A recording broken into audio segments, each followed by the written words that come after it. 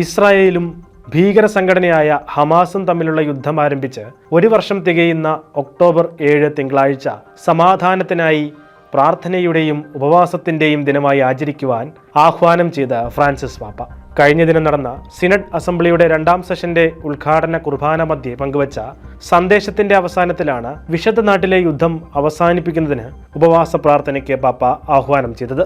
October 7 ലോക സമാധാനത്തിനായി പ്രാർത്ഥനയുടെയും ഉപവാസത്തിന്റെയും ഒരു ദിവസം ആചരിക്കാൻ ഞാൻ എല്ലാവരോടും അഭ്യർത്ഥിക്കുന്നു. നമുക്ക് ഒരുമിച്ച് ചരിക്കാം, നമുക്ക് കർത്താവിനെ ശ്രവിക്കാം, ആത്മാവിനാൽ നയിക്കപ്പെടാൻ നമുക്ക് നമ്മെ തന്നെ അനുവദിക്കാം. ഒക്ടോബർ 6 സമാധാനത്തിനായി ജപമാല ചൊല്ലി പ്രാർത്ഥിക്കുവാൻ സാന്റാ മരിയ റോമൻ ബസിലിക്കയിലേക്ക് താൻ പോകുമെന്നും പാപ്പ സൂചിപ്പിച്ചു.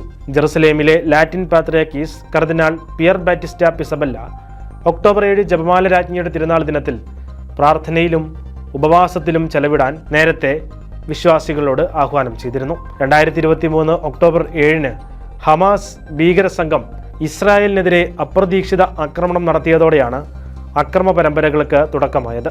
ആയിരക്കണക്കിന് സാധാരണക്കാർ കൊല്ലപ്പെടുകയും നിരവധി ബന്ദികൾ തടങ്കലിലാക്കപ്പെടുകയും ചെയ്തിരുന്നു. കഴിഞ്ഞ രാത്രി ഇറാൻ ഇസ്രായേലിനെതിരെ മിസൈൽ ആക്രമണം നടത്തിയതോടെ വലിയ സംഘർഷ ഭീതിയിലാണ് വിശുദ്ധ നാട്. യുദ്ധത്തിന്റെ ആരംഭം മുതൽ ഫ്രാൻസിസ് പാപ്പ സമാധാനത്തിനായി അഭ്യർത്ഥിക്കുകയും സംഘർഷം അവസാനിപ്പിക്കാൻ ഇടപെടലുകൾ നടത്തുകയും ചെയ്തിരുന്നു.